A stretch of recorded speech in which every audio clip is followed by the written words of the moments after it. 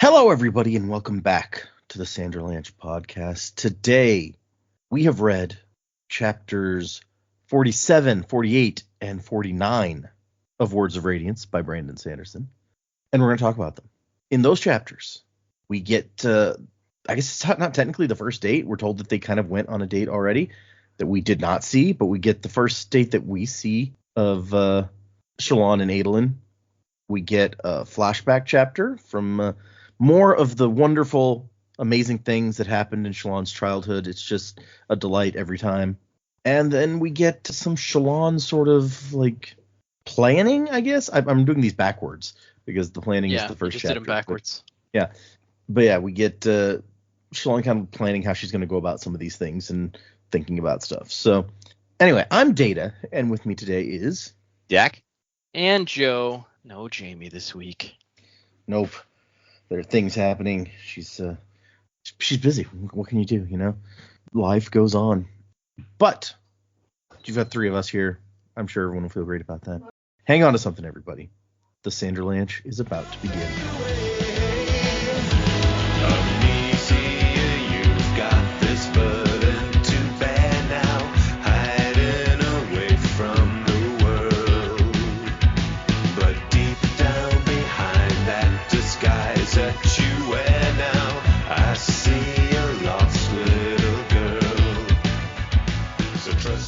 So yeah, 3 chapters this time. What did you guys think of our, very, very heavy Shallan chapters here? What did you guys think of Shallan Day? Yeah, this was all Shallan all the time, which is fine. We like Shallan. Planning and stuff was kind of interesting. Nothing really stuck out to me as I recall in that.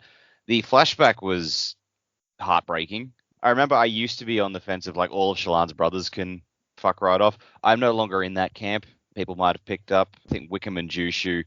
I mean, they're going through some shit. Obviously, I mean they all are, but they don't seem like terrible people, and they do seem like like they're just in a bad situation. Balat can still fuck right off. Like you can't really come back from murdering animals for fun. I don't care how bad your childhood was. If you murder animals for fun, I'm sorry. But the other two, I'm just like, oh man, you guys are. Okay, and then Shallan desperately trying to stop Jushu from being taken away for the gambling debts. Just that line of the night my mother died, he held me. Oh fuck. Okay, so yeah, that one was particularly heartbreaking, and her date with Adolin was kind of funny. She's I like she's still one of the wittiest people, but she still flounders because he's hot. It's like, oh man. But like some of the stuff they talked about was really cool, and I liked this idea of like a cafe where you can watch the high storm approaching. It's like, right? Like that's fascinating. It's like, because of course when you've got something like that, someone is going to try and monetize it.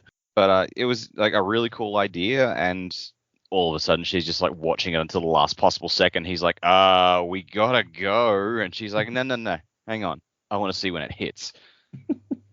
Yeah, no, just like fun chapters, interesting stuff. Yeah, I noticed last week you started to come around a little bit on Jushu and Wickham, and so we just didn't really know much about them leading up. True. And yeah, our perception of the brothers had been kind of colored by Balat's interlude in the first book, which is, for better or worse, I'll say one of the more memorable parts of the Stormlight series so far for me, and not in the good ways. Yeah. For all you listeners out there, murdering animals for fun, what the fuck, dude? Yep. Quit it. Dak and the Sanderlanche podcast do not approve. Our official stance is murdering animals for fun, bad. We take these very controversial stances, and I mean, murdering animals in general probably not great. I mean, technically, I guess that's what hunting is murdering animals for fun. But well, we're for food if you actually do it to eat. That's a little bit of a different story. Generally, you're not like torturing or whatever. Sure. Yeah. You're not getting your kicks watching axe hounds go at it. Although I did go hunting once as a kid, and it found out it was not for me. I was like, killing stuff not necessarily my bag. But, for those of you who enjoy hunting, more power to you. I've been dove hunting. It's fine. Dove doesn't taste super great, so. But that's primarily like I would only go hunting to actually like eat the meat. So if I'm not planning to eat the animal, probably won't hunt. Well, yeah, no, I wouldn't. Dove hunting is what I did too, and so that's. I'm not getting into the details of that for those of you who have not experienced it, but it's a whole thing. Yeah. But yeah, I mean, why would you hunt something that you weren't gonna eat unless it was? I don't know. A lot of people hunt, at least in Texas, a lot of people hunt wild pigs because they destroy their land. Oh, that's actually what I was gonna say. Unless there's like like if it's a predator killing, stuff, then I can see that. Or in that case, the wild pig. You can eat wild pig though. It's kind of gamey. We get we've got quite a lot of invasive species down here. My uncle was a farmer, so he would often go out and it's like, he'd shoot foxes or rabbits that were getting in destroying things. So yeah. Well, sense. all those colonists brought all that stuff to your island. Not cool. Yeah. Bart brought a bullfrog, Yeah. But it's like including you. Yep, we are an invasive species. But yeah, it's like you're not torturing them when you do that. It's just like I need you gone. Yeah. Right. Totally get it. Yeah, these chapters were good. The first chapter I was kind of like, okay, I was kind of shocked that was the end of the chapter, because it's like, okay, so the whole chapter was sort of like prepping. Although she does learn some interesting stuff about how the powers work, which is like it's a really good non-exposition-y way to kind of explain some of the finer details of how like using Stormlight energy work, because we have her experiment. Right, because we have somebody in world who we know is curious about how things work because she's a scholar. So she is giving us, her experimenting on page for us is a good way for us for the readers to be like, oh, okay, she's doing this now. That makes more sense to me. So that was a really good way I think Brandon did that, because it allows us as readers who don't know anything about the world to kind of have an in with her. And I know I make this reference a lot, but to me it's like it's the same thing as Harry Potter, right? Like he's a wizard, but he doesn't know anything about wizarding when he comes into the wizarding world. So like he's our gateway to all of the magical things, because people are like, oh, I forget you weren't raised in a wizarding family, so you don't understand how this works. Let me explain it to you. And so it's kind of similar situation here. She's experimenting because she doesn't know how it works, and she has a partner that kind of knows a little bit of how it works, but not really. So she's got a little bit of help, but I thought that was a really cool way to kind of do that. That was certainly, in my opinion, the best part of that first chapter. Yeah, the flashback, heartbreaking.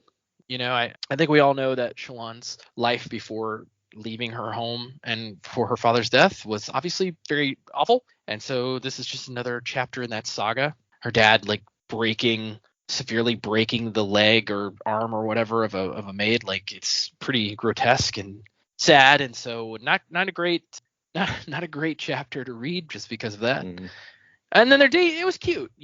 They got to know each other. They talked about flatulence and poop, and it was nice. It was a nice little kind of aside, but also we get some more information. I was a little surprised how quickly she was like, hey, I think the Parshmen are Voidbringers. Like I was a little surprised by how quickly she told him that. But hey, we gotta get some story progression, I guess. But I kind of agree with Dak. There's a few things like their first walk together or whatever. There's a few things in this story that are being left off page, and we're getting good information in the chapters that we're reading. But at the same time, like I feel like if you're gonna have a long book, and you like there's some scenes that we aren't getting that we probably would want more than some of the scenes we are getting, if that makes sense. And so, maybe their first walk was super uneventful. We'll never know. But it is interesting to me, like what gets left in and what goes on the cutting room floor, if he ever wrote those scenes. Because I'd like to think he did. Like I'd like to think he wrote a lot of the scenes that he didn't include in the book. And maybe it was just like an editing thing where it's like, yeah, that doesn't really fit here. This is a weird kind of spot to put this. I can't tag this to the end of the chapter, so I'll go without, like, or maybe it's pacing. I mean, you've already been saying the pacing is kind of slow, so right. And so maybe he was saying that, maybe his editors were saying that. It's like, hey, you got to pick up the pace here. So I mean, that's entirely possible, but we don't have like unabridged version of these books, nor would we probably want them. I mean, I'm sure some people do, but I mean, I would read that, yes, but I mean, I would read it if it was given to me and said, hey, you should read these scenes or whatever. But they are long books. I get it. Something's got to go. But anyway, I really enjoyed these chapters. It was all very Shallan heavy. I am still kind of in that place of like, okay, we're like halfway through the book. Let's get going. Let's get moving. So hopefully that'll happen soon.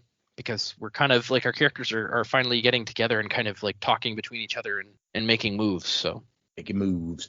I like what you said about Shalon being like, I guess, like an audience surrogate here to learn this stuff because we don't know it, she doesn't know it, and it's an interesting difference to this entire series actually, because nobody knows, like the magic has been gone for hundreds of years, so nobody who's discovering the magic knows how to use it, and it's not like probably in Yasna Mistborn, was the one who knew the most. That's true. Yasna got it probably a little bit before anybody else. She has the temperament to study it. But in Mistborn, Vin had Kelsier to introduce her to how everything works. In Elantris, he at least had books, and he already knew how to draw like the basic aeons because they used them for like language or whatever. So he had at least something to help him a little bit. And what else? What other stories?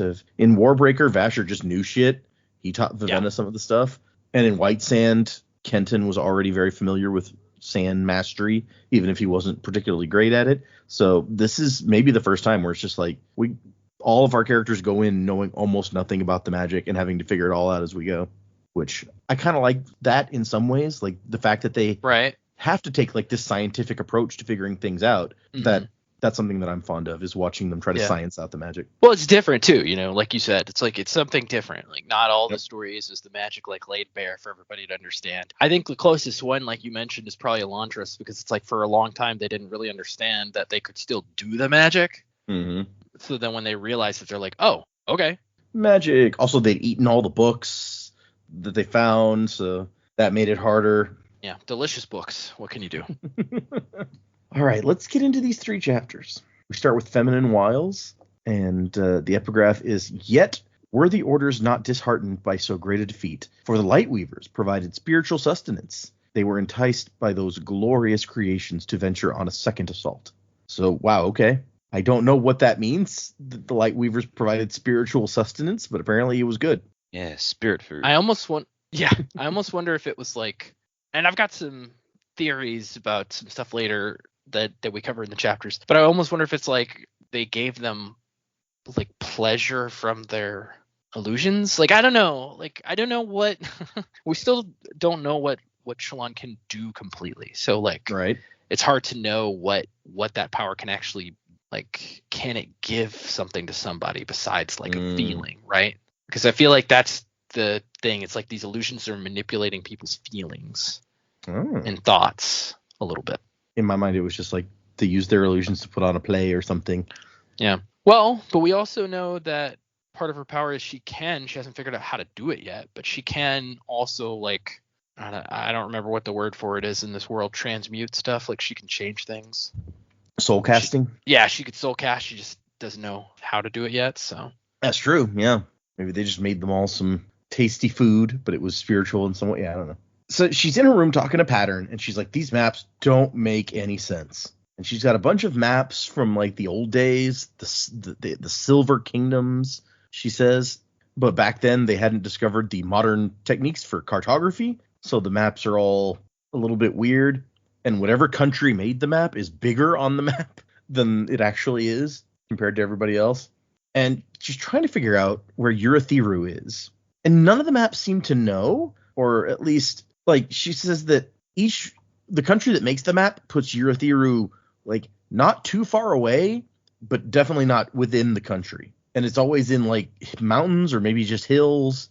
And she's like, how could they not know where their capital city is? Like, the center of the Knights Radiant. And Pattern's like, I don't know, maybe a lot of people heard of it, but few visited it. And she's like, what? The map makers too? And the kings who commissioned the maps? Surely some of them had to have been to this important city. And then Pattern is looking at the stuff that's written on the maps, and he's like, oh, there's patterns here. And he starts kind of reading.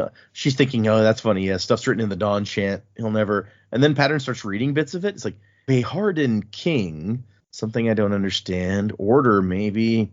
Map, yeah, that would make sense if that said map. And she's like, holy shit, you're reading that? And he's like, well, yeah, it's a pattern. You're reading the Dawn chant. Well, not well. And she's like, Beharden? Maybe that's Bejerden, Noadon himself? And Pattern's like, Bejerden, Noadon? Why do you have to have so many names? And you remember when Dalinar ran into a guy in his vision that he thought was Noadon, he called him Noadon, and the guy's like, what, who? And then he remembers after, it's like, oh, that's like an honorific name. And Shallan explains to us that his original name wasn't considered symmetrical enough, so the Ardents gave him a new one hundreds of years ago. It's like, we don't like that name. It doesn't sound good to, like, the history books, so we're going to rename you this. Yeah. He's like, but I like my name. Nope, too late. It's not holy enough, so we're going to give you a different one. Yeah. And I love, as the discussion continues, Pattern begins to get outraged because he's like, but that one's not symmetrical either. And she's like, oh no, the H can stand in for any letter. Like, we write it as the symmetrical letter. So when you're writing Noadon, it would be Nodadon, but then you make a mark over the letter to indicate that it's pronounced as an H. He's like, that doesn't make any sense, which he's not wrong. Yeah. Yeah. Like, you can't just pretend a word is symmetrical when it's not. And she's like, oh, An umlaut does not make it symmetrical. And she's still like, oh my gosh, we have to see how much of the Dawn chant you can translate, because this is the untranslatable ancient language that we've never been able to figure out. And he's like, I just postulated based on some of the stuff in the cities above, but those aren't in the Dawn chant. He's like, well, yeah, but the one script is derived from the other, obviously. It's so obvious that no human scholar has ever figured it out. And he's like, well, you guys aren't good with patterns. And then she pulls out a book by Ali, daughter Hasweth, a Shin scholar. And it says, Urithiru was connected to all nations, and at times our only path to the outside world, with its stones unhallowed. So this is like, I'm gonna do some theory crafting, like, Okay. ahead of the predicament section. So just the way that sentence is structured and the way that it's described, Urithiru, like, to me, it sounds like, is this like a traveling city? Is it like in the sky? Is it like an island that floats in the sky or something? Or, the bottom of it looks like a cloud, but it's actually not. Like, I don't know. It just, something about the way that that's written makes me think like any city can have access to it. And then if you go a little bit farther in this section, they talk about like traveling, and she's like, so you can travel, there's gates to like these to it in these different places. So then I was like, so first I thought floating city, and then I was like, wait a minute, or is it in the cognitive realm? Like the entire city's in the cognitive realm, so you have to travel there through like a perpendicularity. That makes sense. Yeah, because like as we know, back in Scadrial Era 1 times, with the Sexy Drifter and all that, it's like they're like, yeah, it's a center of, like, Roshar's a commerce. It's like a center of commerce. So like, was it well known, but we're far enough in the future now that it's no longer known about perpendicularities and traveling between them or whatever. So like near each of these cities, they said Urithiru's right here on the map because that's actually where the perpendicularity is. Or is there some kind of like sky bridge if it is an island in the sky? Which I keep saying that one because I like that idea better than just traveling through a perpendicularity and being there. I like the idea that it can move, because we've already seen in one of the interludes that they do have giant animals that they live on. So like in the water. So like it's totally possible that there could be a giant beast or island in the sky. Just saying, sky eels, could be a giant sky eel. That'd be cool. Sky Eel City. I feel like we talked about sky eels for like at the beginning of the first book, and then we've really never talked about them again. They've come up once or twice, but yeah, not often. Giant sky eel city. I like the idea. Don't come up in the narrative enough. Yeah, it's true. But I like either of these theories would make it hard to like put it on a map, a normal map. So I like the way that that works. Yeah, and Urithiru, like the meaning of the word is actually giant sky eel. Like it's the name of the sky eel. That'd be pretty sweet. If you notice, Urithiru also symmetrical. If you take the each thing into account. Look at you. What I was going to point out was, if you'll remember all the way back in the very first thing that we were, well, not the very first, the prologue to The Way of Kings, where Seth is murdering the king. He talks, or in his internal monologue, he's thinking about how like they're not supposed to walk on stone, like stone is holy or whatever, and so, but he's forced to walk on it. And you see here that this Shin scholar is talking about, at times, our only path to the outside world with its stones unhallowed. So it sounds like Urithiru has stone, but it's not holy in the same way that other stone is, and that makes it okay. Sky eel stone. It's actually scales. Also, random fact, Stones Unhallowed was the placeholder name that Brandon had for a long time for book 5. Oh, wow. Ended up being Wind and Truth in the end, but Does that mean book 5 would go to Urthiru? It could be. We found it. We finally found it. Only took 5 books. We actually needed to dig through the shattered plains. It's underneath it. Oh my god. We had to ride a chasm The whole time. down the chasms into Urthiru. The chasm fiends know the way. We had to ride the sky eels and fight the chasm fiends. Ooh. You can't crab at thee on a sky eel. Those aren't crabs. I mean, you could, but should you? You could say crabs ahoy if you're about to reach the giant crab monster to fight it, I guess. Yeah, crabs ahoy, 1,000 crabs delicious. Okay, so the conclusion Shallan draws is that maybe the Shin scholar was not talking metaphorically. Maybe Urthiru is connected not by roads. Some of the maps don't have roads leading there at all. But how do you get to a city if not by roads? I mean, Joe has had a couple of theories. Noadon said he could walk there in the Way of Kings. So yeah, and the walking part makes me, which is why I think more perpendicularity, because you could walk to a perpendicularity, go through it, and then walk through the cosmic realm. And she's like, Yasna said Urthiru is not on the Shattered Plains. But what if a pathway to it is here? Not a normal path, but something like it was a city of surge binders, of ancient wonders like shard blades. And Patter's like, shard blades aren't a wonder. Somebody doesn't like shard blades, which is also what Syl doesn't like. Yep. Mm-hmm. And there's one note from Yasna's annotations where it says, stories of instantaneous travel and oath gates pervade these tales. And so Shallan's like, that's what it is. She thinks that there's like a gate that can give you instantaneous travel here somewhere that can lead there. Bum, bum, bum. Skybridge. Oh, Rainbow Bridge, not even Skybridge. Valhalla, Rainbow Bridge or Cognitive Realm. I think I said Cosmic Realm earlier. I meant Cognitive Realm. Either way. The power cosmic.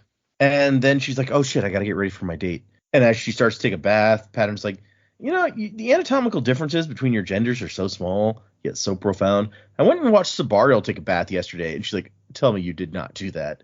He's like, but I just told you that I did. Anyway, he wants her to do nude sketches for him so he can study humans more closely. And she's like, nope, not doing that.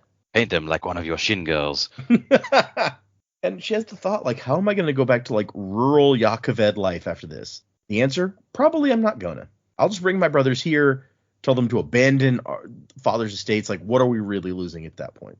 And because she lost her span reed, it's on the bottom of the ocean, she's arranged for, like, a new span reed to be delivered to them, but it's going to take weeks if it can arrive at all, because Yakoved's in the middle of a civil war. So shit is messed up. And then she's trying to figure out, like, how do I need this alliance with House Colin. So I got to make this thing with Adolin work. But how? It was time to go woo her betrothed somehow. The novels made it seem easy. I also like that as she's leaving the house, she looks through like an open doorway and there's Polona and Sabariel like getting massages. Or no, Polona's getting massage. Sabariel is just like laying down eating sweets while somebody recites poetry in the corner. It's giving me hedonism bot vibes. It's very hedonism bot. Yes. It's like, sweets with poetry. Not a good hedonism bot voice. Jambi, pour some chocolate all over me. Oh, yes. Oh, hedonism bot has some of the best quotes, I must say. Sometimes I think they overdo him a bit, but on the whole, he's pretty good. I mean, yes, it is. That's the thing, is you got to hit that line, right? Like, he's called hedonism bot, so there are like no limits, which means that you can go over the top. Yeah. Hedonism bot has no limits. You'll find him and make him do pleasurable things. Let us cavort like the Greeks of old. You know the ones. You know the ones. I'll be upstairs putting batteries in things. She's thinking about what a weird, like, how odd Sabariel in particular is, that like he seems like this great businessman the way he was explaining stuff before, but he also seems like just lazy. And also she's been looking through his ledgers and they're all a mess. How can he be so smart in some areas but let his ledgers just go to pot like that? And so she's going to work on that for them. They're paying her lots of money, so she's going to do something for them. Gaz and Vatha are waiting out there with Sabariel's coach, which one of my favorite moments is when it's like she felt bad about asking to borrow the coach, but Polona's like, oh no, I have my own. And if his is gone, then he'll have an excuse to not visit people when they ask. And he loves that. It's just, it's great. So Shallan got a coach for herself.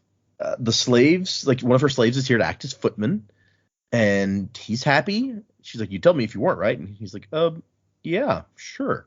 Meanwhile, Vatha and Gaz are there to be her guards for today.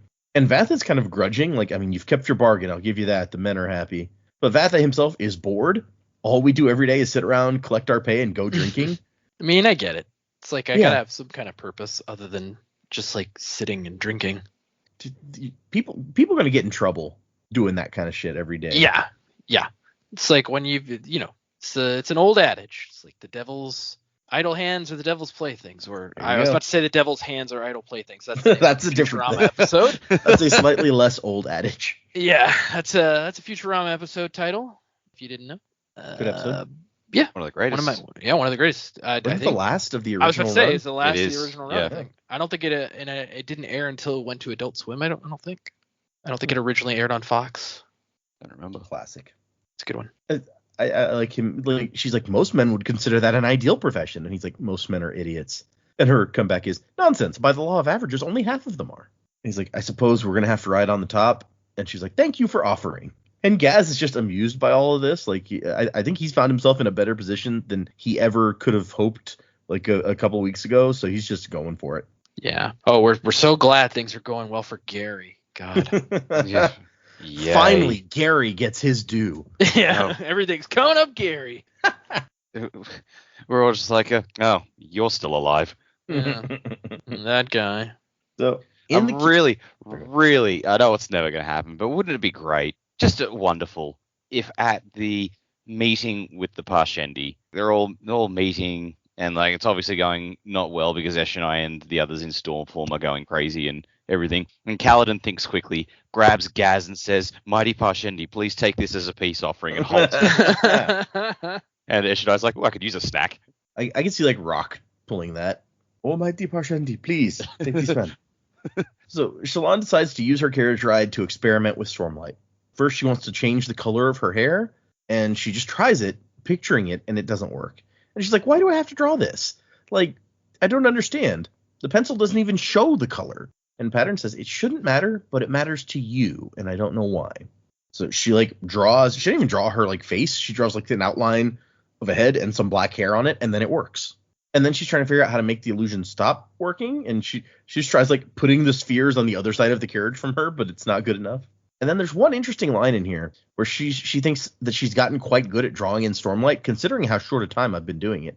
And Pattern goes, short time? But we first. And then it says, she stopped listening until he was done. And then she goes, I really need to find another copy of Words of Radiance. Come on, Brandon. What are you doing to us? It's like Pattern said some stuff. Might have been important. Who knows? Shallan Yada. It's like you yada over the best part, man. Stop whiffing over these things. And next, she draws a picture of Sabariel, and she manages to recreate him exactly as in the picture. And not even, it's like, she says the details are perfect. The folds in the skin, the little hairs, stuff that she couldn't possibly have drawn because it's so small is a perfect in the image. But he doesn't move, and she's like, nobody would mistake this for a living thing. Like, it's clearly not breathing. The muscles don't move at all. It's detailed, but it's like a statue. And Patter's like, well, I mean, a statue made of light. She's like, I mean, I didn't say it wasn't impressive, but still, like, these images will be useless if I can't give life to them. But then, hey, important breakthrough, I feel like. She figures out how to get rid of the image by sucking the Stormlight back in. So she can retrieve some of the Stormlight to be used again. Very useful. Yeah, we didn't know this was, I feel like we didn't know this was a thing before. No, in the beginning of this chapter, she didn't know how to stop doing it. And so she figured out. But I mean, all the other characters, like Seth doesn't talk about it. Yasna doesn't mention it. Kaladin doesn't talk about it. I don't think Kaladin probably doesn't know he can do it. Yeah, I mean, he doesn't make holograms either, so who knows exactly if it would work the same way. That's a good point. Maybe he's expending it and it can't be gotten back. She's been trying to talk to Navani, but Navani has been avoiding talking to her, and Adolin comes up with some thoughts about that in the future chapter. And then she thinks about like making herself look better for her date with Adolin. She's like, maybe I can he's seen me before, so I can't be completely different, but if I could just enhance things a little bit. And then she feels conflicted, like, but if he agrees to marry me, if he agrees to marry me, and it's because of lies, like, how would I feel about that? She'd have to rely instead upon her feminine wiles. She wished she knew if she had any. That's the end of the chapter. Me dad's a muggle. Me mom's a witch. Nasty shock for him when he found out. I mean, yeah, you could almost say that. Like, Aelin doesn't have any magic powers. Shallan has freaky magic powers. That we if know. They get of. married before he finds out. That could be a bit of a shock. He might have magic powers. We don't know. Yeah, fair. Not that we know of. He has a magic sword. But, That's true. You know. Ancient wonder, my ass. Next chapter, no more weakness. We cut back to 3 years ago, and her brothers are looking through her sketches. They're like, hey, these are really good. You're better than Mom ever was. And Wickham is actually looking better. He almost always has math problems with him now. And Father got mad about it, but his Ardents were like, hey, no, this is a good thing. Maybe he'll end up an Ardent. And Balat has been getting letters from Aelita, so that's progressing also. Like, Shallan is making a difference here. And Wickham kind of teases him about the girl, and he starts getting, like, anger spren are coming up, like he's getting mad. And dude's like, oh, man, you're really touchy about the girl. And then they get into a thing where Shallan, they kind of egg Shallan on into making some quips about love. There's the one line where her new tutor or whatever says that she speaks her mind too much and it's not a feminine attribute. And of Wickham's like, that hasn't stopped any of the women I know, but okay, whatever. And so they get into it. Love, Shallan says, is like a pile of chul dung. Even as we try to avoid both, we end up stepping in them anyway. And Wickham's like, deep words for a girl who hit her teens precisely 15 months ago. As they compare love to other things, Wickham is like, love is like a Herdazian surgeon. And she's like, how? He's like, I don't know. You tell me. I'm seeing if you can come up with something. Both leave you uncomfortable? No. Oh, the only reason you'd want one is if you'd taken a sharp blow to the head. And they start like just throwing random shit out to see what clever stuff she can come up with. We won't go through it all, but it's a fun little game that these siblings are playing. It's kind of cute, a cute moment for them, especially with how crappy their lives are. It was an Arrogant Worms song that did the same thing. It's just like they would say, our love is like such and such, and then it's like, oh, that's actually not a good thing.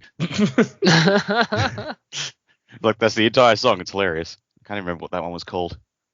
The best one is, love is like a classic melody. And Shallan's like, if you end your performance too quickly, your audience is disappointed. And Balat's like, Shallan! And eventually, like, Wickham's just rolling on the ground laughing, and Balat laughs also, and everybody's happy. Everybody wins. Until a carriage arrives. No hoofbeats, so I guess it's a Chull-pulled carriage. Not many people in the area own horses. They either have them pulled by Chull or Parchman. You can get Parchman to pull your carriage. And as Balat heads off to see what's up with this carriage, Wickham he says, I was wrong about what you're doing. I see through it, and still it's working. Thank you. And then he gives her this pouch, and he says there's blackbane in it. If you eat it, it paralyzes you and your breathing stops. I've carried those for the better part of a year. The longer you have them, the more potent the leaves are supposed to be. And I don't need them now. You can burn them or whatever. I just thought you should have them. So if you remember in that last section, he was talking about how like all the whole family was going to hell, but he wasn't going to be around to see it because he was going to be dead by then. And now we know what he meant. Yeah. I was wrong G.I. about you. Joe, Thank I you. guess. I was wrong about you. Thank you, sister. Here's a plant that can kill you. Yeah. It's a symbolic gesture. Here's a plant. I was going to kill myself with it, but now I give it to you. Is this the same thing that Kaladin had in book 1 that he was hanging on to for a It while? It is. Yep, the Blackbane. Yep. Blackbane! Got another theory about the old Blackbane at the end. Okay. Ooh. And so as we get back to the house, it turns out that their other brother, Jushu, has been dragged back home by some guys who say that he owes them money. His credit is your credit, Bright Lord. He promised us you would pay his debts. And their dad is like, well, then he lied. You were supposed to be writing our outer holdings. You were supposed to be checking on our lands, not dining with thieves and gambling away our wealth and good name. And their dad just goes, he's yours, and storms out. And so they, as Jushu cries out for mercy, they drag him off, and they're clearly not happy about not getting their money. So things are not going to go well for him. And Shallan says, Balat, do something. And Balat's like, we knew where his gambling would lead him. We told him, and he wouldn't listen. And she's like, but he's still our brother. And he's like, well, where do you expect me to get the monies to pay his debt? Like, we find out that he owes like 100 emerald bromes, which is, if you recall, the highest denomination of currency. So it's a lot of money that he owes. And so she goes after her dad, and her dad's like, nope, not changing my mind. I can't afford it. We don't have that kind of money. And even still, like, basically he deserves what he's getting is where we come to. And when Shallan kind of makes a comment, like, because her dad's like, I'm going to make House Devar a force in this princedom. She's like, what, by bribing favor from supposed allies using money we don't have? And that pisses him off. I mean, anything pisses him off at this point. Well, that's true, but we've been a wet fart 2 houses over would piss him off. We've been told he never hurt Shallan, and he grabs her and is hurting her here. He says, I've done this for you, and you will obey. I've gone wrong somewhere in letting you learn to question me. There will be changes in this house. No more weakness. I've found a way. Mm. She says, please stop. And he looks down, and as if he's seeing like the tears for the first time. And then he looks up towards his rooms, and it says she knew he was looking toward Mother's soul. He dropped her and said, you're confined to your rooms. Go and do not leave until I give you permission. And she's thinking, like, Father actually looked like he wanted to hurt me. He's changed so much. And then remembers what the stranger had told her. Keep cutting at those thorns. Make a path for the light. And so she goes to her brothers and says, like, Balat sees that she's crying. He's like, did he hurt you? I'll kill him. And she's like, no. Balat, give me your knife, the one that Father gave you. It's worth good money. I'm going to try to trade it for Jushu. And Balat says the same thing that her dad said a moment ago. Jushu built this pyre himself. And she tells him that's exactly what Father said. And Balat realized, like, that's what Wickham said in the previous chapters. Like, Balat is becoming Father one step at a time. And clearly Balat does not want to become Father, because after being confronted with that, he gives her the knife. And she says she's going to use her necklace too. And Wickham just silently takes off his knife and puts it down for her to take as well. She runs after them. She wasn't fast, but neither were the Chulls, so she manages to catch up. And her brother has been tied to walk behind the carriage, which, if it were horses, would be pretty messed up. Apparently, Chulls, it's fine. Big ass crabs are pretty slow. Yeah. And I like, the guy opens the door and he's like, he sent the child. She's like, no, I came on my own. Please, like, take these. And he goes, you've been weeping. You care for him that much? He's my brother. So I killed my brother when he tried to cheat me. You shouldn't let relations cloud your eyes. Huh, what a nice guy. And one of the guys who's looking over the daggers says, they are masterworks. I'd value them at 20 emerald bromes. And the necklace is aluminum, which can only be made by soul casting. So still pretty valuable, 10 emerald bromes. So 50 altogether, which is half of what he owes. And she's like, but I mean, if you sell him as a slave, you're not going to get anywhere near that. So what good is he to you rather than this money? And the guy's like, I'm often in the mood to remind myself that light eyes bleed the same as dark eyes. And sometimes it's useful to have a deterrent for others to remind them what happens if they don't pay. He may save me more than he cost if I display him prudently, which that sounds terrifying. Yeah. But Shallan kind of logics her way through it, saying, like, maybe he'll make you money that way, but it's a gamble. You could take 50 right now, for sure, cash in hand. And the guy says, give me one reason I should show this man pity. In my house, he was an arrogant glutton, acting without thought for the difficulty he would cause you, his family. And this is when Shallan says, our mother was murdered, and that night, as I cried, he held me. Which I agree with Dak. That's just like a stab right in the heart. That got me. Yeah, 100%. I'm not heartless. It also got me. just so everybody's aware. Joe's like, nah, I don't feel a thing. I was not immune. Heart of stone over here, man. No way. Oh, freaking Brandon, he can get you. There was a strange thumping noise coming from my chest. Yeah, I was like, what is that? I've never heard that before. It's your heart, sir. Oh, that takes me back. Exactly. Back. The guy gives her back her necklace, keeps the knives, and says, cut him free. Child, if you are wise, you will teach your brother to be more conservative. And Jushu missed the whole thing because apparently in between when we saw him a minute ago and now they beat the shit out of him. And she says, yeah, Balat and Wickham traded their knives for you. And she helps him back to the house, and he tells his brother, thank you. She says, you saved me. Thank you, brother. And she goes to her room and waits for the high storm. Because when her dad finds out what happens, he's pissed off, and he starts yelling. And eventually the door to her room opens, and outside, the serving maid is crumpled on the floor with one of her arms bent the wrong way, trying to crawl away, leaving a trail of blood on the wall behind her. And her dad's just like, you know I would never hurt you, Shallan. I found a way to control myself. I just have to let the anger out. I can't blame myself for the anger. Others create it when they disobey me. Which is, this is such a realistic portrayal of like an abusive household.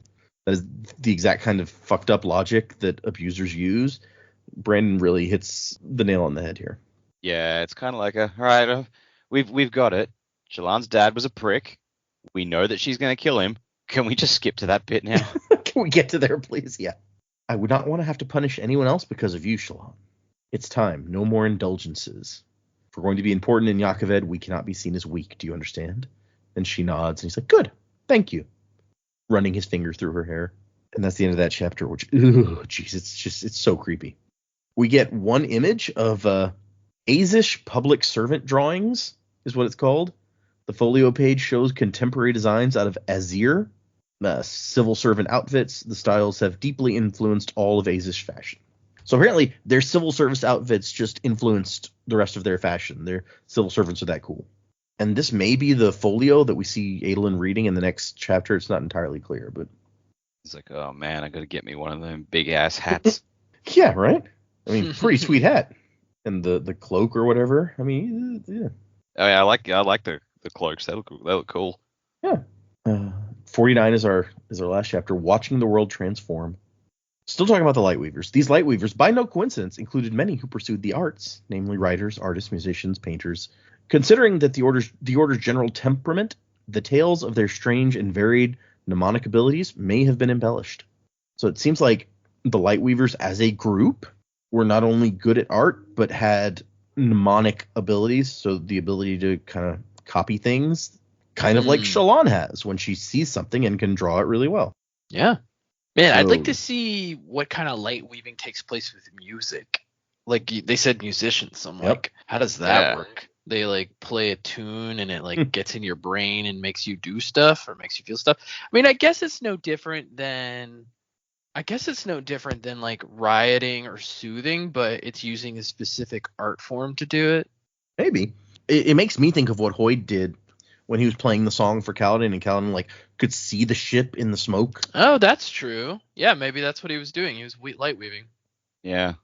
Although we haven't seen any indication that Hoyd is a Knight Radiant or something, but that's I think Hoyd can what it do makes all me think. the things. I think that's like one of my ongoing theories throughout this whole series is that he's like gathering all the powers. Well, he failed at becoming an Elantrian. We know that much. Yeah. Well, you win some, you lose some. He'll be back. Yeah, he'll figure it out sometime, right? Maybe. So what we're saying is Dazzler from the X-Men is a Lightweaver. Transforms like music into light or sound into light. There's a name for that. You hear sound and like see colors or whatever. Synesthesia. Yep. Synesthesia. I was in a play one time where I played a kid who had synesthesia. And then it's a pretty depressing play actually. He has synesthesia, and then it's in the 80s, so he gets AIDS from a blood transfusion, and then he dies. Oh, yeah, no, that's Fun times had by all, play, right? What the hell? Yeah, it's called The Yellow Boat. We did it as a one act in high school, and I won Best Actor for it, but it was pretty depressing. Nice. Well, there you go. You depressed everyone so well. Being depressing.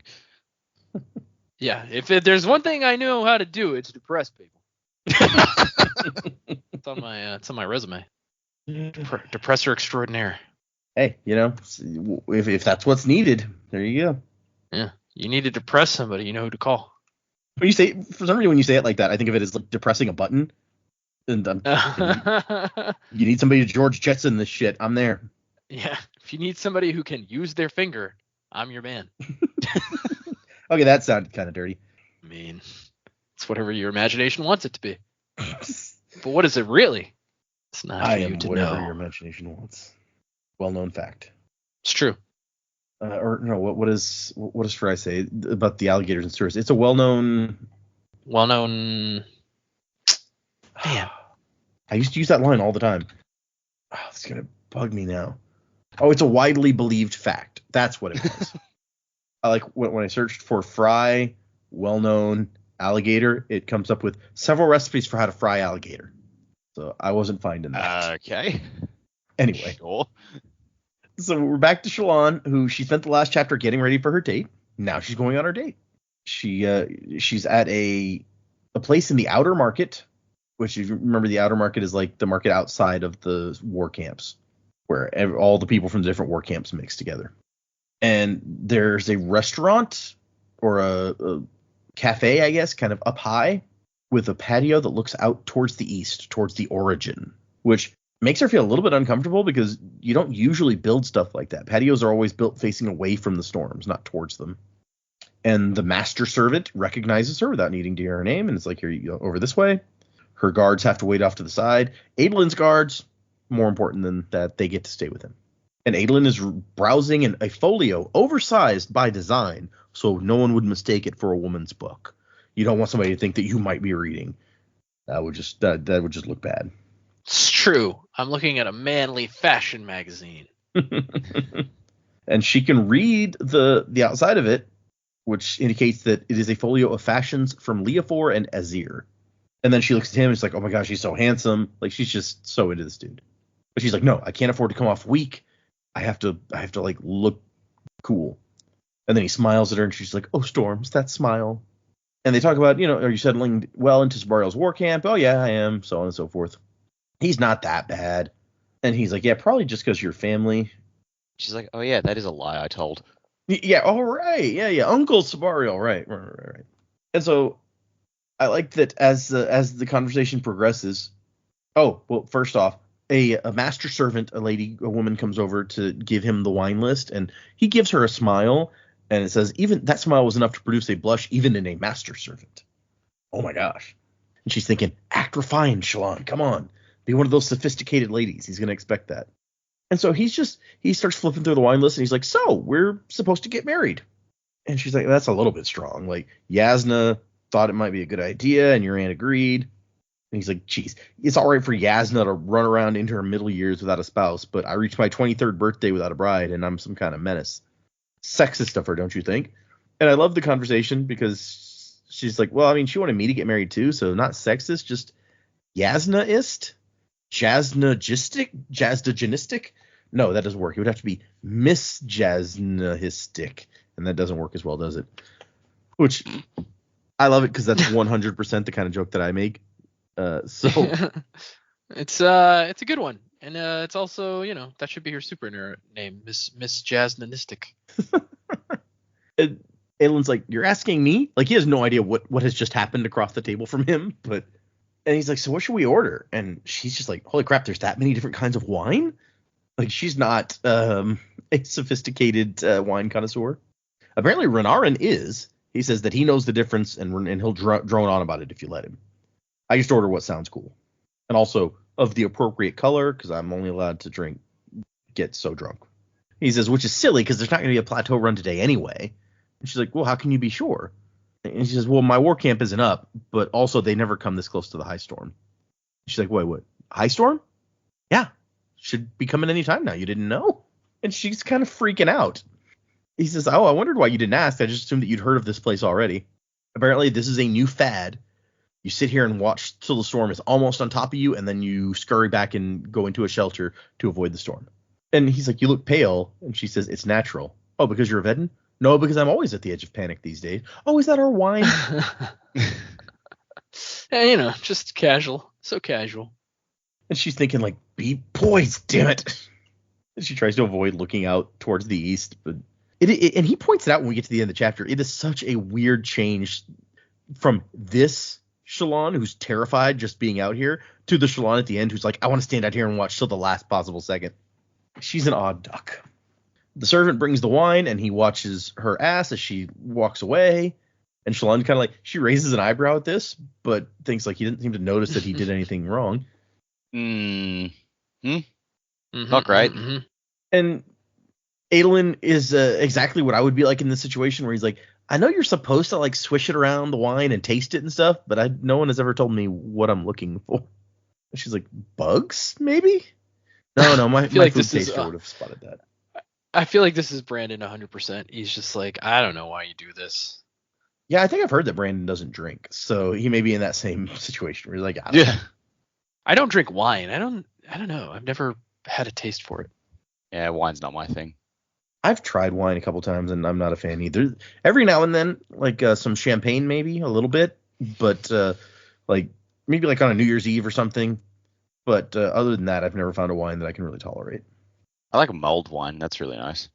I don't think I've tried mulled wine, actually.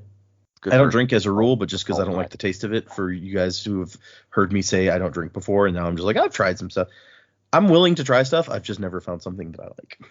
Yeah, it's the same thing with me and eggs. Every year I try eggs thinking maybe I like eggs now because I like the smell of eggs. But no, I still don't like eggs. That's funny because we went to a restaurant not long ago, and I was like, generally, I don't like enchiladas. Mm-hmm. And I was like, you know what? I haven't tried an enchilada in a couple of years. Let me get like their sampler with like 3 different enchiladas. Maybe I'll like one of them. Pretty much still no, not a fan. Yeah. But I also don't particularly enjoy candy corn. My wife likes it. Ew. Every year I'll try one and be like, maybe I like candy corn now. No, still don't really like it. Somebody in one of my Discords made a joke about bringing to the convention like those the pumpkins that like the candy corn pumpkins. Oh yeah, if you ever wanted a disgusting thing in your mouth, that would be it. Yeah. And everyone was like, oh, what is wrong with you? And he's like, yeah, no, that was the joke. It's horrible. Yeah, they're terrible. It's okay. Back to the thing. Shalon actually likes the wine they end up with, so it works out. And then she's like, stop being dumb. Like, get him talking about himself. Guys love that. She remembers that piece of advice from books. And so she's like, oh, tell me about plateau runs. And apparently they have guys who just stand on top of big towers with enormous like spyglasses looking for chrysalises. And he has a story about this time that he basically got the chrysalis single-handedly. And he starts talking about how, him and his dad jumped across the chasm and they were fighting. This is obviously before the end of the last book.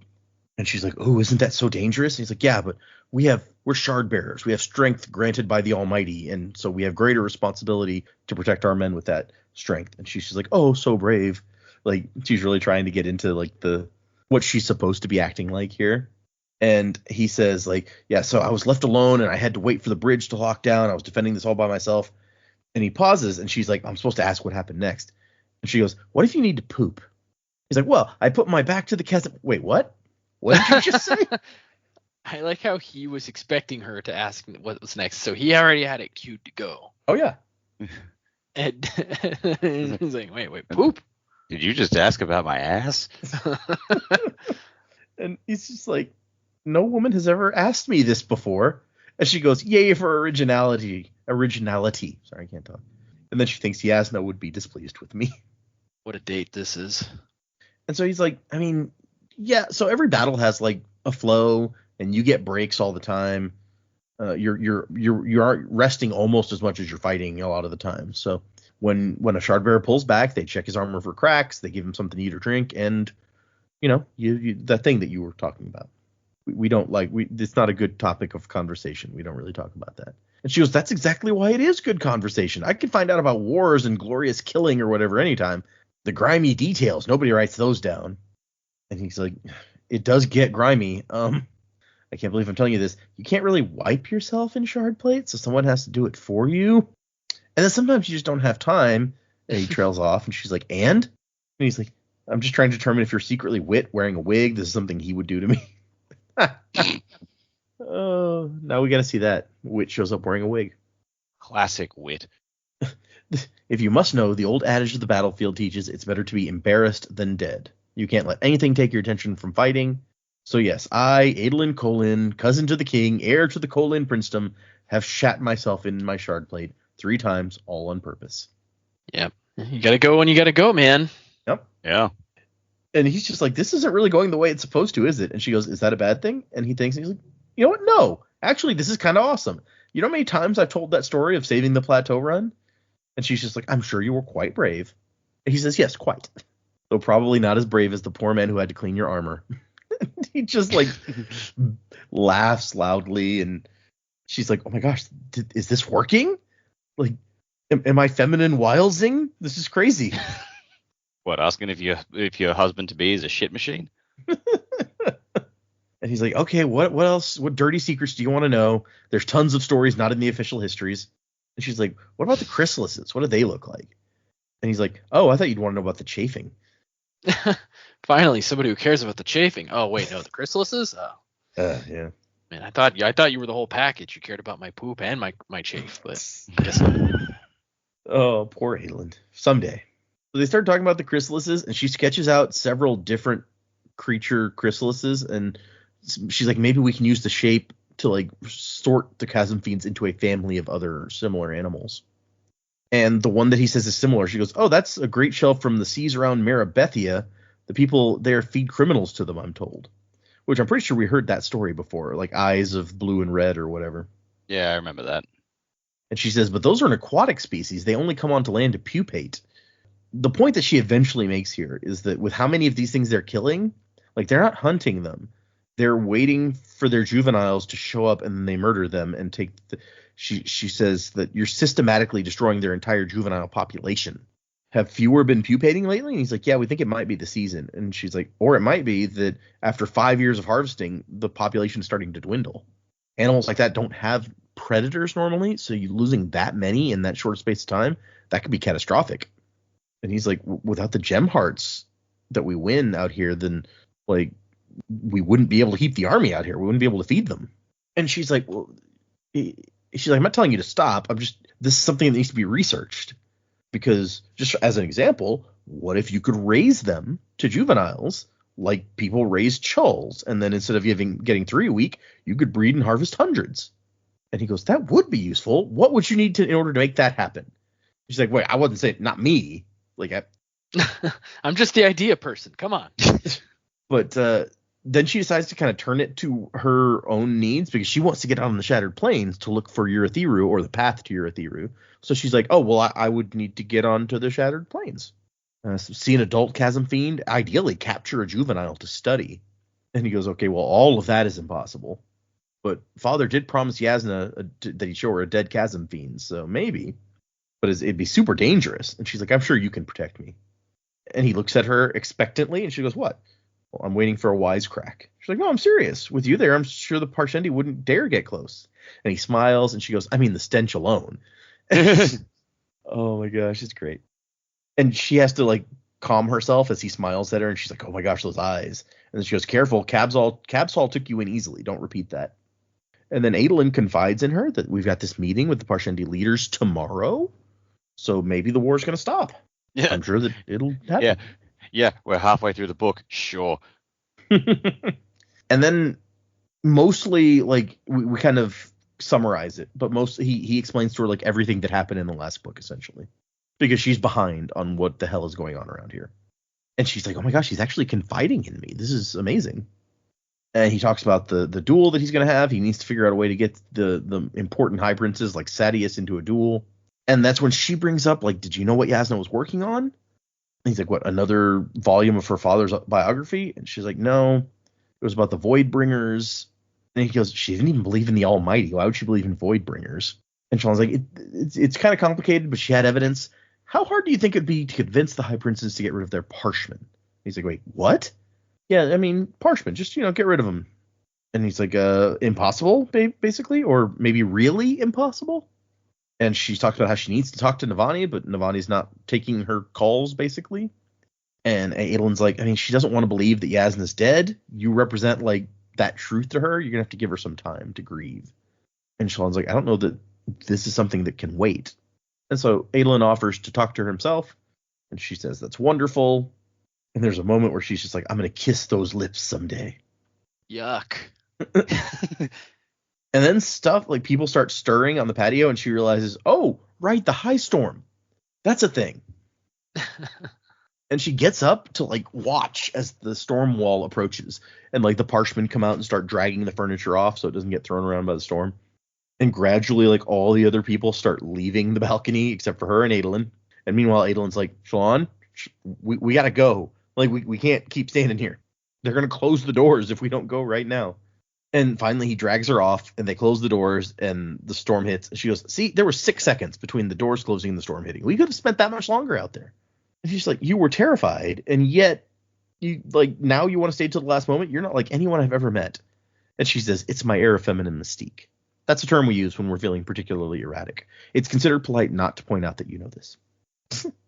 But apparently during the storm, they get separated, men in one room, women in another room. So that's the end of their date, pretty much. He says that maybe we can talk more about all the stuff at the feast next week. So we've set up a future date. That's a good sign. All the women in the room where the women are supposed to hang out, not fans of Shallan, courting the most eligible bachelor in the kingdom, but also they've probably all dated him already anyway. So, and she sits down to stuff her face with sweets and plan how to sneak into Amaram's house. And that's the end of our chapters. So we'll move into predicaments. We have 3 chapters again for next time. So I'll give you the titles, and then you guys tell me what is going to happen. Where are we going from here? What are we doing? I meant to address it at the beginning of the episode, but I'll bring it up now before we get to the end and everyone tunes out. We will not have a new episode next week. I'm going on vacation. It may be a 2-week break. We're going to try to throw an episode together between the time I get back from vacation and when it needs to come out, but the timing may not work out. So a 1 or 2 week break after this, just to let everybody know.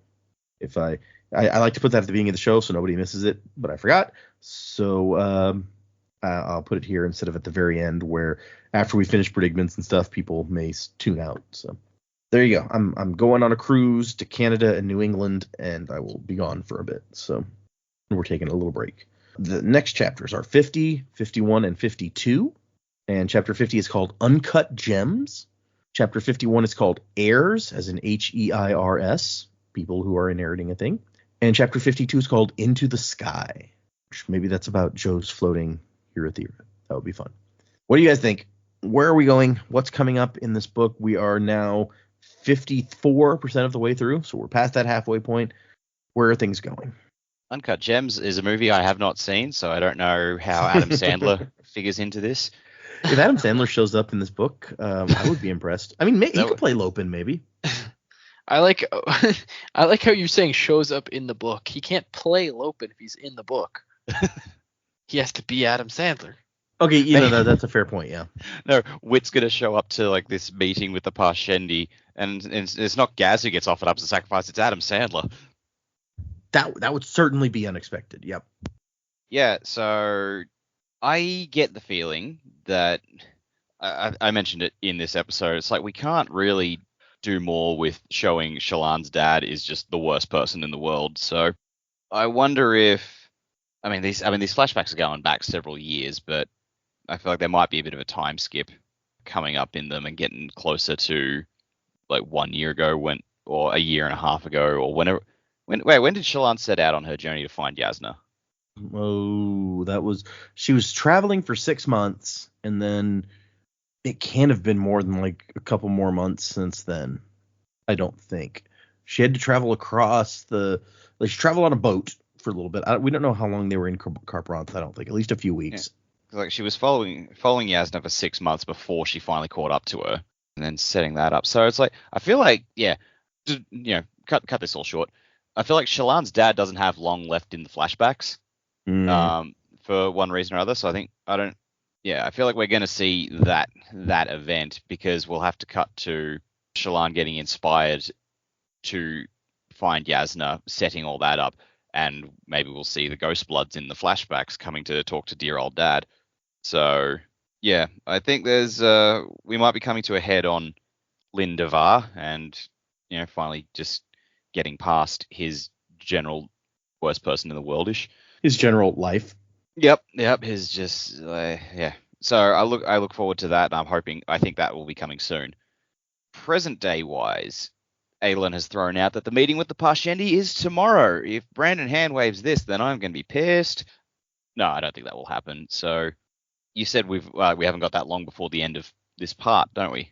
Yeah, we got 1, 2, 3 episodes left. 3 episodes? Yep. 3 chapters. 3 episodes. That's 9 chapters, actually.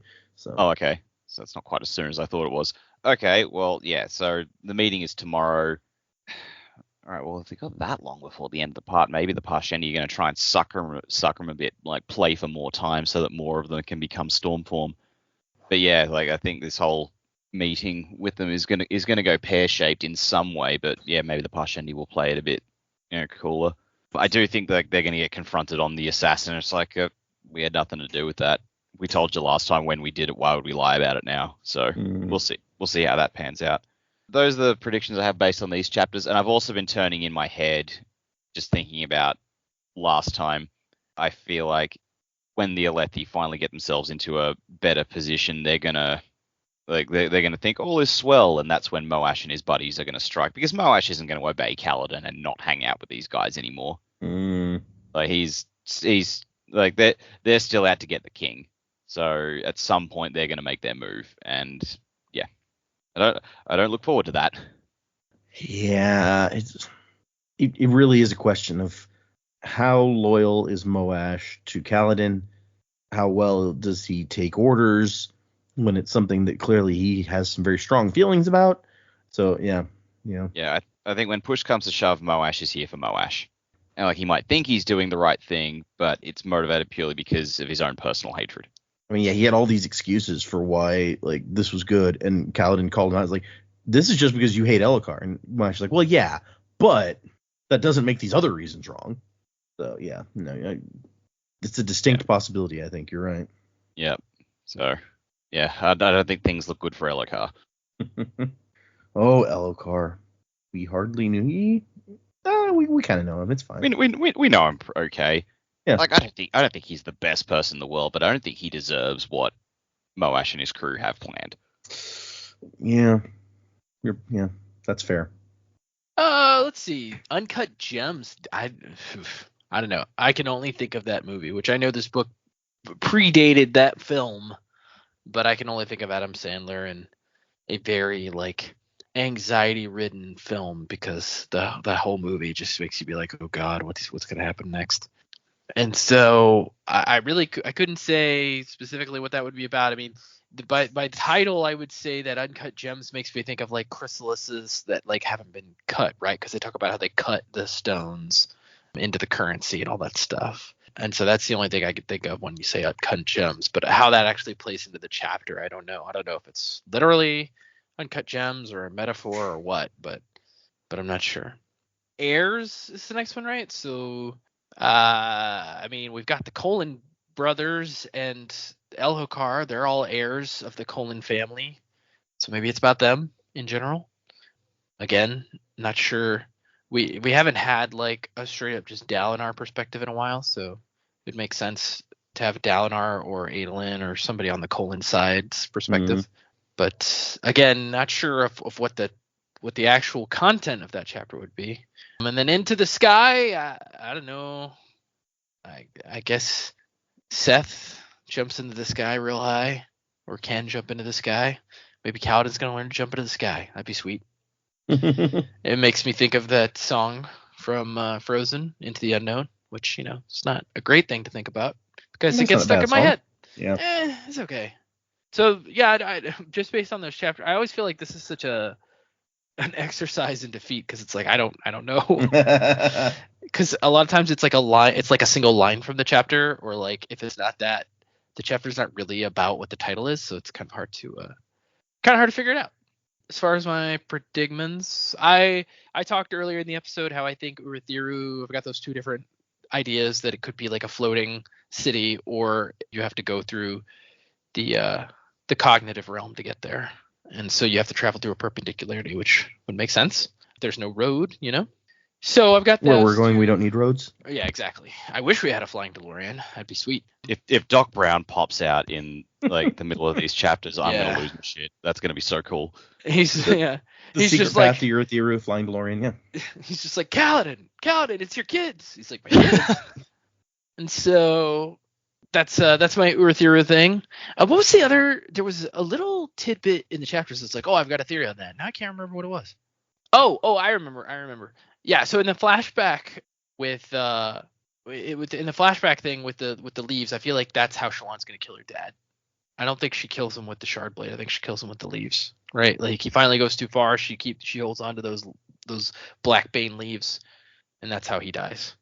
That's an interesting idea because the impression I get out of the chapter is that if she does somehow, like I feel like he's scared of her. And maybe he's right to be, given that we know that she kills him. Yeah, well, she's scared. He's scared of her, I think. Which they haven't. And this is just my working theory. I know we haven't talked specifically about this in the episodes before, but my working theory is like when her mother died, like that's when her powers manifested, and I don't know if she got the shard blade then or if she got it later, but like at some point she used Stormlight. Killed like a whole party of people pretty much, and that's how her mother died. Oh. And so her dad put her up on this pedestal after that because he's like, she's my ticket to like power, right? Because she has a power that other people don't have. But then she kind of went into shock afterwards, so it's like he can't really manipulate her into using it because he's afraid it'll send her over the edge, and then who knows what she might do to him, so it's kind of like they're on the edge of a knife of her entire childhood because he doesn't know like what's going to happen with her. And so that's kind of been my working theory for her mother's death. But her dad's death, I feel like I don't know when she gets the sword. I don't know if she got the sword when she was a kid or if she gets the sword later. So I don't know if she gets the sword before her dad dies or after her dad dies, or maybe her dad had the sword somehow and that's where she got it from. She got it from him. But yeah, I think her brother giving her those leaves was not like a small, like, it wasn't just the, hey, I'm not going to kill myself. Here, you have these. I think it's going to come into play because I feel like that's to get the idea across that her brother was going to kill himself. You could have done that anyway, right? Like you could have said he could have had that knife and been like, yeah, I've been planning to kill myself with this knife, right? But he specifically had an item that we know gets more potent the longer it like hangs out, and he gives it to her. He doesn't throw it away. He gives it to her. So I feel like that's got to be important to the story in some way. We got a Chekhov's gun being set up, is what you're thinking. I feel like, yeah. Because I feel like that's got, like I said, it's got to be important to the story somehow. And maybe the importance of it is not just like her brother didn't kill himself. It's got to do with something else. It makes perfect sense to me. We know that she kills her dad somehow, so right. Maybe that's how it's a way. Yeah. Also, interesting tidbit. I'm not sure. Maybe it's just coincidental, but like both of the people that we know of that have Spren besides Yasna, so Kaladin and Shallan have dealt with these leaves before. Don't think there's any connection there. Probably just coincidence, but interesting. And so there's another little piece, but I don't know that really fits in the same way. Yeah, I'm trying to think of how those, unless the Spren the Spren didn't seem to have anything to do with Shallan getting them. No. Or Kaladin for that matter. So yeah, no, I don't know. Yeah, I don't think they're connected. I just was pointing it out. Yeah. All right, fair enough. Some interesting thoughts. Maybe we will see. I mean, as was pointed out by Dak, it doesn't seem like we could possibly have that long, if given when this most recent flashback took place. Like, there can't be all that long left between where we are now in the flashbacks and where he must die. So yeah, well, it's 3 years ago. Yep. In the flashback. So yeah, I feel like I don't know how quickly he died and she left. It might have been pretty quick. Right, yeah. I mean, we don't know how long between his death and her leaving. We know that there were 6 months on boats. We know that her and Yasna stayed in I almost said Yakoved, stayed in Taravangian city, Kharbranth, for some amount of time. It was a decent amount of time. And then they took a boat and she had to travel across the Frostlands after the shipwreck. So yeah. Can we talk for a minute about Taravangian's a big bad from last book, and like we haven't seen hide nor hair of Taravangian. Yep. This entire book. Well, I guess it was a big bad. It was just like a shock. Okay, well, he seems pretty bad to me, but I guess Data has a different. Well, I mean, like, the big bad makes it sound like he's like the. I said the final big bad. boss. You could have more than one big bad. Okay. Yeah. Well, he's in Kharbranth, presumably, I guess, and none of our characters are there, so. Maybe that just makes it scarier. What's he getting up to? Yeah. What's he doing? What's he manifesting? I mean, it also, like, Seth was a really important character throughout the majority of the first book and didn't show up for ages in this one. It's true also. And I guess by the end of book 1, he was our biggest in for Taravangian. Maybe Seth will show. I think Data said, like, the next set of interludes has a Seth one, so maybe he goes back to Kharbranth and Taravangian's like, did you kill him? Nope. What the fuck happened?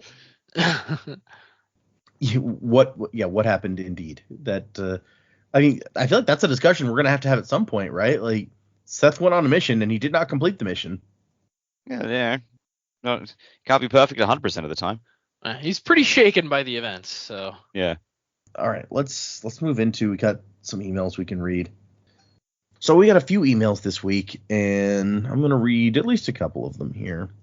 We've still got one email that, actually it's a couple of emails that I'm holding on to until we get to the part that this person's prediction comes true on. So that's not too far off. But so for you out there, you know who you are and why I have not yet read your email. The first one is from Kate, and Kate actually, it's like a 3-part email here. So she sent, first, Dear Data, Jaymee, Dak, and Joe, I'm sitting at my work desk as I write this missive. My boss walked in just as I opened Gmail, and I'm grateful she didn't do it while Take It Back by Miracle of Sound was blasting on the speakers. I know she would have minded, but still I feel it's better this way. So I discovered your podcast not long ago, and I have been absolutely loving it. I told a friend in jest that you four were my best friends at work, but really, it's kind of true. Listening to your show has made the long days of data logging fly by. I genuinely look forward to coming to work because I get to hang out and hear your thoughts on Sander Genius. Currently listening to Hero of Ages because I'm book clubbing my way through it myself. I realize it's been years now, but the podcast is just amazing. Rereading the chapters and then hearing your thoughts, jokes, predicaments verily elevates the experience for me. I would have written sooner, but like a fellow listener I just heard you read an email from, I couldn't find your email address anywhere. How serendipitous that someone would raise this issue as I was beginning to think you didn't do emails anymore. Besides the deep appreciation I have for your enterprise, I wanted to share a few thoughts and stories of my first time listening so far.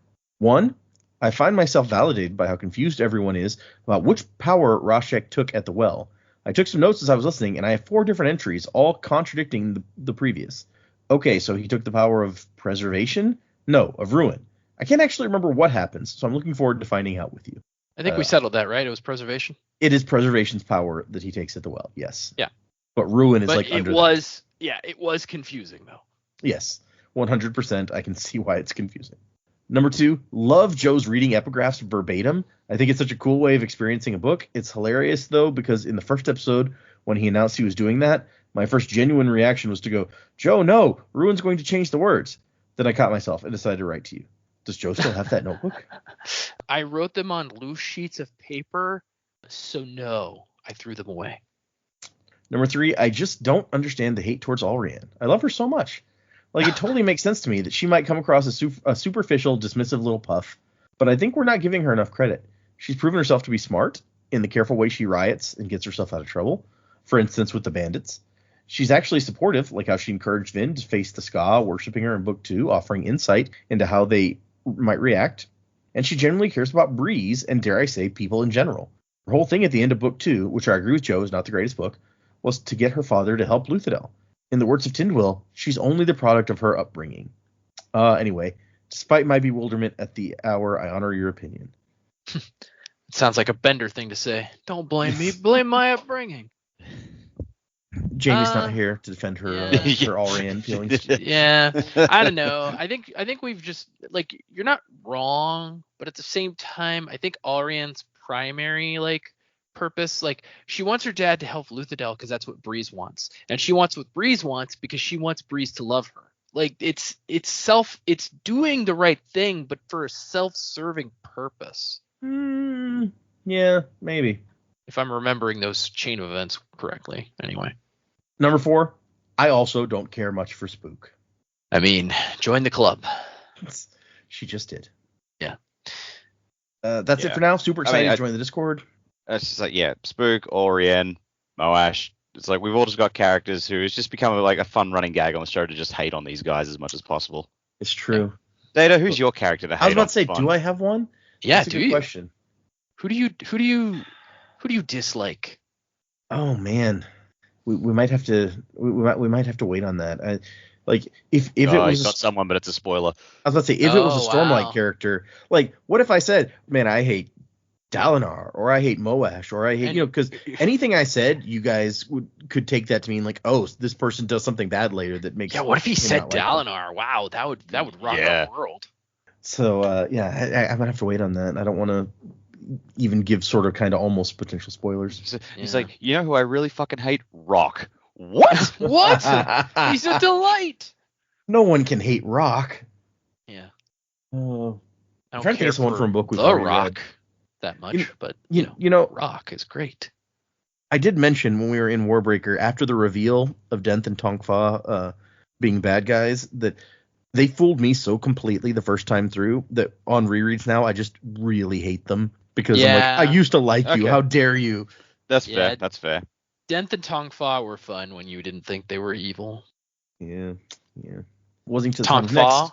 Kate, and then Kate has a couple other follow-ups that she sent. But go ahead, Joe. Did you want to? Oh, I said Tongfa, also animal killer. Yeah. Messed up. Yeah. True. Yep. Or him in that same basket. I was listening to another podcast. There's always another podcast the other day, which they're doing Warbreaker now. And they've gotten to parts where like Tongva's animals are mysteriously disappearing. And they were just like, I guess he's just losing them. Or is he like, loving them so much he's accidentally hurting them? Like, this is an of mice and men situation. And call him George. Yeah. So I'm like, oh man, I can't wait for you guys to get to that. Kate's second email, like a week later. Like, I just got to the part where Dak outlines his, quote, crazy theory that Vin is somehow spiked and that Rain is Ruin appearing to her. I love how he's like, yeah, I immediately dismissed that as crazy. I said that? I have no memory of that. You just dismissed it as crazy so fast that you don't even remember, see? Yeah. Also, that was so like crazy. It was what, 3-4 years ago now? Oh, it's been a while, yeah. Not quite that long. Okay, we're finding out. Let's see. I'm gonna guess 2.5. Yeah, let's do an over under. Joe says 2.5 years. What do you think, Dak? No, it's got to be over 3 because we finished Hero of Ages before Baby Break number 1, which was mid 2021. Ah. Oh, right. You would know that. Yep. Yeah. You are right. Kind of relevant. We finished Hero of Ages in June of 2021. Yeah. So Nice. this would have been earlier in 2021. I don't know exactly when. Just over 3 years, basically. 3 years and some change. Yep, a little bit over 3 years. So quite a while. And then she sent a final follow-up a few days later. Oh my gosh, I decided to start listening to your Stormlight episodes because I wasn't reading Mistborn anymore. And I had to send an email because of how adorable that Jaymee in the very first chapters offhandedly predicts that Kaladin will get a hold of Blackbane leaves again and hopefully be happy. And then that actually happens when Syl brings him the leaf. Oh, the feels. Kind of sad that Joe spoiled the team about Tien being Kaladin's brother and the reason he buys off young boys into his squad. That sounds kind of dirty, but I don't know how Joe could have spoiled, like he didn't know more about. How did Joe spoil that? Yeah. How do I spoil something that I didn't know? Other than that, the podcast is such a cool new way of getting myself hyped for Wind and Truth this winter. So thank you all, as always. Sending light from Kate. P.S. Left a review on Apple Podcasts. In fact, I switched from Spotify to Apple Podcasts because I couldn't leave reviews there. Here you go. Awesome. And Awesome. the review says, man, if it was on Apple Podcasts, I feel like we might have already read this. Let's see. I've been listening to this podcast for about a month, and I love it. Jaymee, Joe, Dak, and Data are fun, quick-witted, with a good amount of warmth to create a balanced space. Their lively theorizing and good-natured banter have allowed me to reread the Cosmere books with a whole new level of wonder and excitement.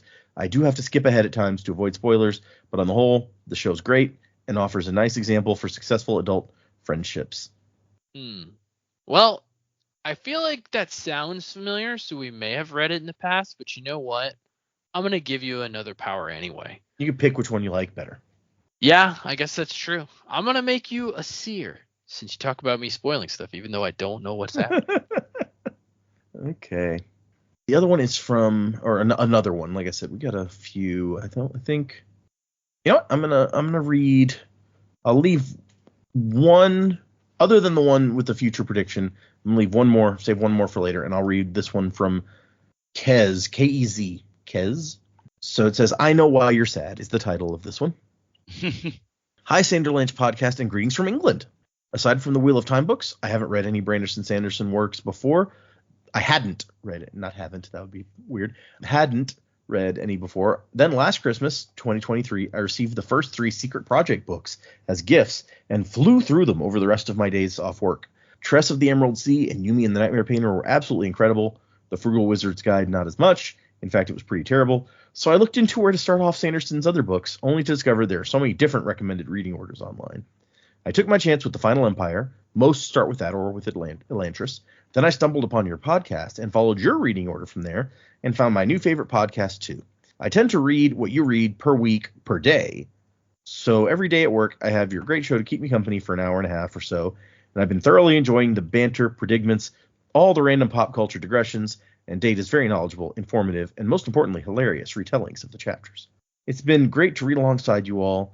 Kind of. You guys were nearly 4 years ahead of me at the beginning. And it's fun to hear some of my own predictions be guessed by some of you too, and to experience it with other first-timers with no idea where things are going to go. I just finished Warbreaker this week, my least favorite Cosmere book so far, pacing, and am just about to start the Stormlight Archive, so I'm very much looking forward to that. Anyway, keep up the great work. Wuzzing to the time of next. Colo, Kez. P.S. On a side note, your regular high praise of the Dresden Files made me curious, so I took the first 2 novels on holiday with me earlier this year, and Hell's Bells, I'm completely hooked, currently on book 9, so thanks for the heads up on that too. I'm Nice. glad. Wow. Yeah. Nice. I'm in book 7. I started rereading them like a couple years ago, but then I stopped because other things took its place. So I've read through book 9 before. I was on book 10, but I haven't. I'm rereading them. I went back to the first one, and I'm on book 7 still. But I'm near the end of book 7. Book 7's a good one. Zombie Dinosaur. Spoiler. Glad you're enjoying the Dresden Files, Kez. That's awesome. And I'll agree with you. Frugal Wizard's Guide, not my favorite of the secret projects for sure. Dresden up 2 with the next book 18. 78%. Yeah, okay. But say he has the percentage bars on his website too now. Yep. So that's nice. I appreciate him keeping us in the loop. Yep. I'm excited about this next Dresden one, but I could say that anytime there's a wait for the next Dresden one. So sure. That's not really an impressive statement.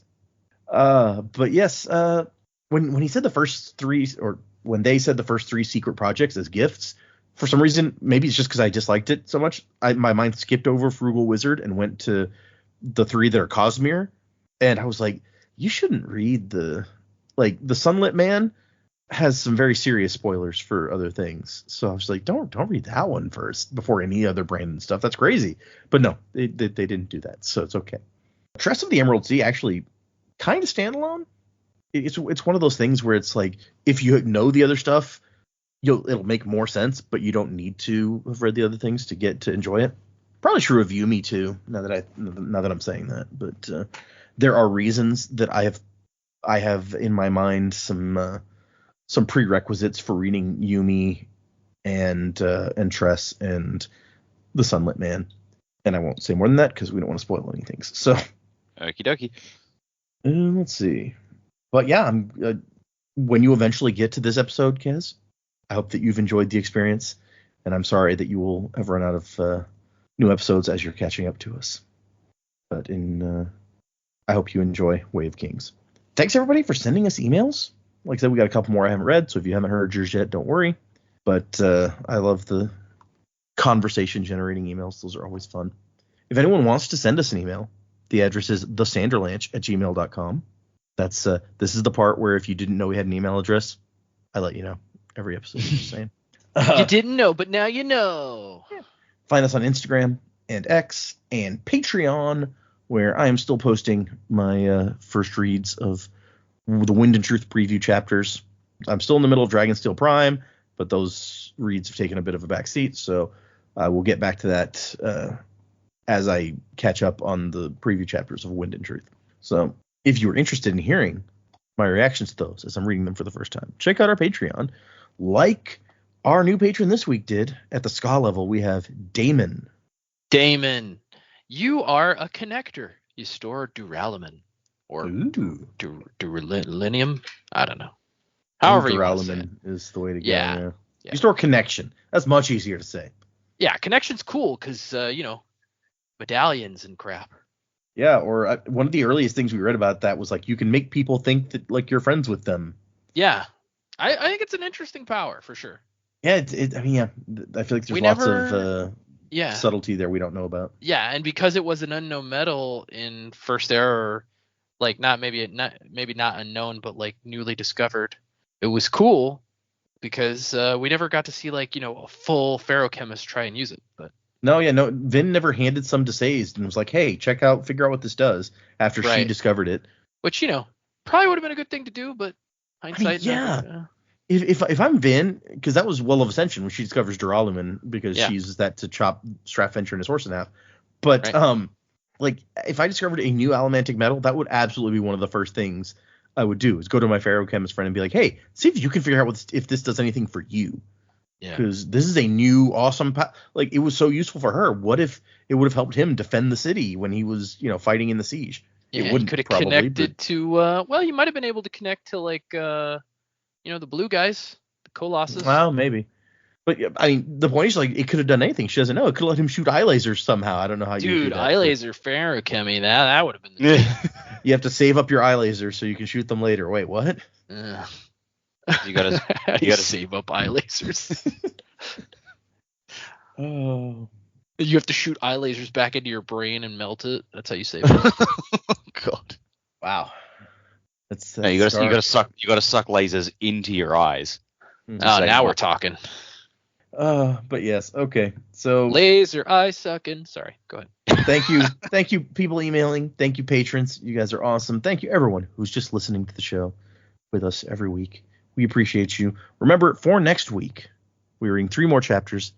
That is chapter 50, 51, and 52. Well, I say for next week. Remember, next week we're not going to have a new episode. So you can read those chapters. We won't be here to talk about them next week. And potentially we may have a 2-week break. So just keep that in mind. I will try to keep updated on Twitter, X, whatever, and on our Discord. That's usually the first place that I announce stuff. Like I announced like a week or 2 ago on the Discord that, hey, we're not going to have an episode here in a couple weeks. So I'm going to be on vacation. So I will try to keep our social media platforms updated as we determine whether or not there will be an episode the week after next. But keep that in mind that there may not be. Yeah, but if you're listening in like the far future and you already see there's an episode after this, just know the podcast didn't end.